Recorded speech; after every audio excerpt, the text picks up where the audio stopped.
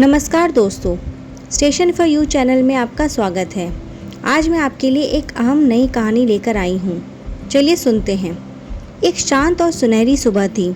सूरज की पहली किरणें अभी ज़मीन को छू ही रही थी कि एक नन्ही सी छोटी अपने बिल से बाहर निकली। दुनिया उसके लिए बहुत विशाल थी। अब वह अपने दिन की शुरुआत करने के लिए पूरी तरह तैयार थी। तभी उसकी नज़र एक चीज़ पर जाकर टिक गई। गेहूं का एक दाना। वह दाना खुरदरा था, भारी था और उस नन्ही चींटी के नन्हे शरीर से कई गुना बड़ा था। एक पल के लिए उसके मन के भीतर से एक आवाज़ आई, यह तुम्हारे बस की बात नहीं है, यह बहुत भारी है। लेकिन उसने हार नहीं मानी और कदम आगे बढ़ा दिए।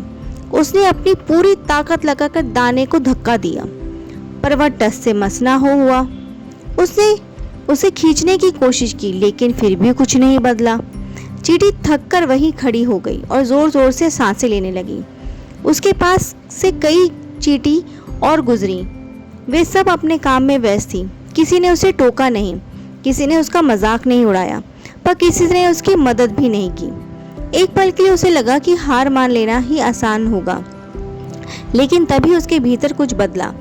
उसने अपने पैर ज़मीन पर मजबूती से टिकाए और एक बार फिर पूरी जान लगाकर धक्का दिया। इस बार दाना हल्का सा हिला। बस फिर क्या था।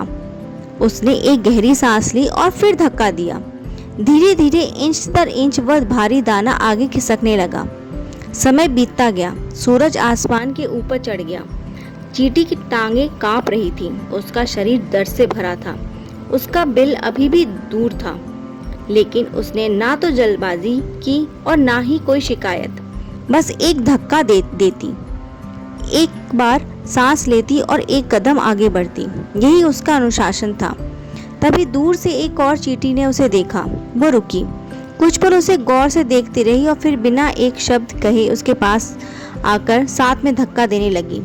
देखते ही देखते एक और चींटी आई, फिर दूसरी, फिर तीसरी।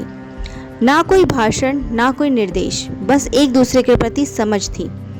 अब वे सब मिलकर उस दाने को धक्का दे रहे थे और खींच रहे थे। सबके साथ आने से वह भारी सा दाना अब तेजी से आगे बढ़ता गया। जैसे कि आसमान में शाम की ढलती रोशनी फैली, वे सब मिलकर उस दाने को बिल तक पहुंचाने में सफल रहे। वह दाना अब सुरक्षित था, आज के लिए भी और कल के लिए भी और आने वाले कई दिनों के लिए भी। वह नन्ही चींटी धूल से सनी हुई और थकी हुई थी, लेकिन उसके चेहरे पर एक गहरी मुस्कान थी।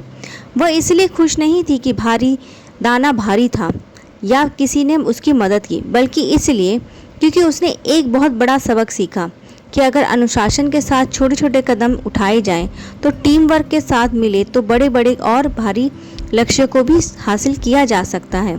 इसलिए याद रखिए, जब आपका सपना बहुत बड़ा लगे और प्रगति बहुत धीमी हो, तो रुकिए मत, बस अगला छोटा सा कदम उठाइए, क्योंकि बार बार किया गया छोटा सा प्रयास भी सब कुछ बदल सकता है।